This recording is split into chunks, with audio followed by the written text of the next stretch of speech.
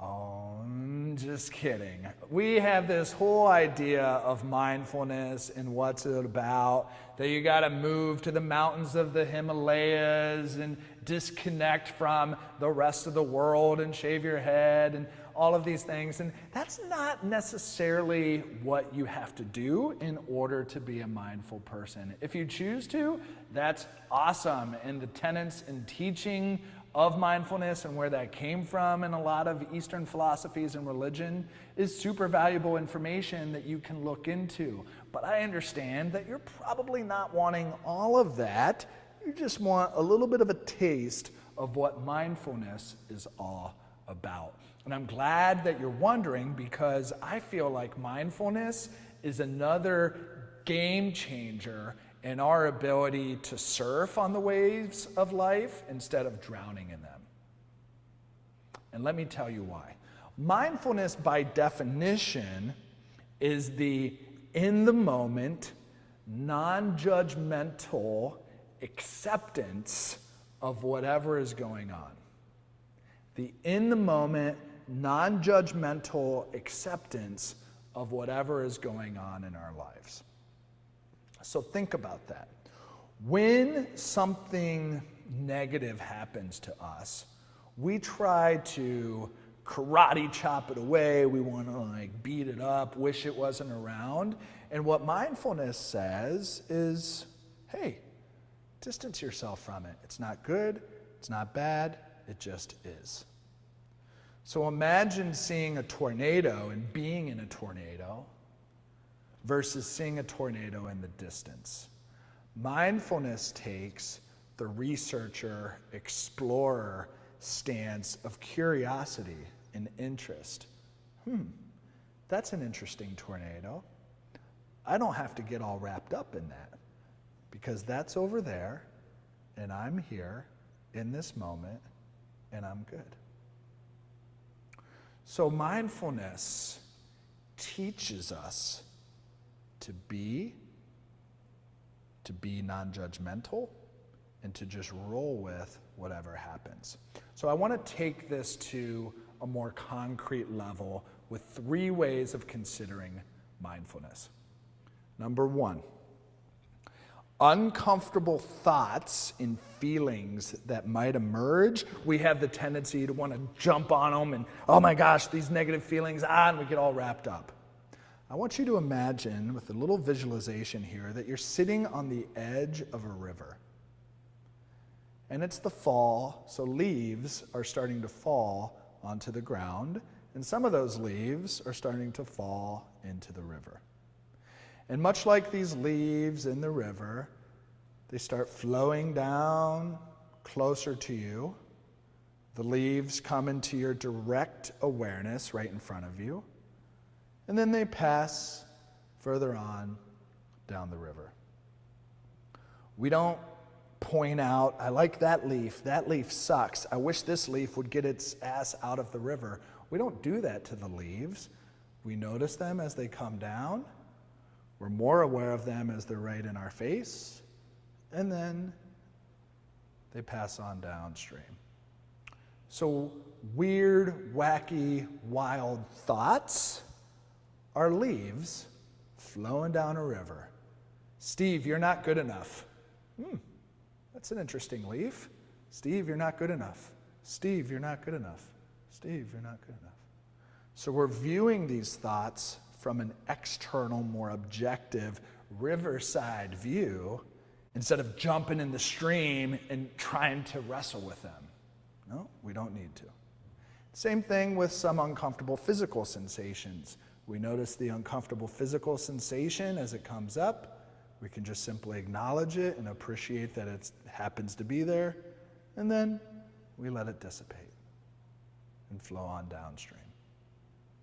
So leaves on a stream can really help us to keep in perspective this mindfulness idea as we engage in uncomfortable thoughts and uncomfortable sensations. The other way to use mindfulness is this phrase, just because we think it doesn't mean it's true. Let me repeat that. Just because we think it doesn't mean it's true.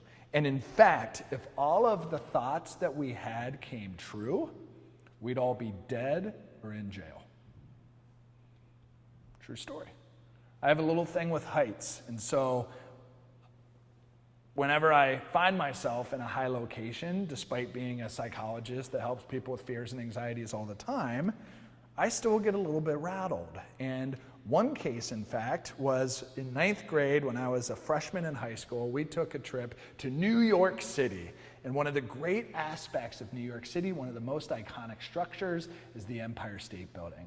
Now, the whole purpose of the Empire State Building is not to simply just go to the Empire State Building. Oh, I'm at the Empire State Building. Cool. No, if you're going to go to the Empire State Building, you need to go in the Empire State Building.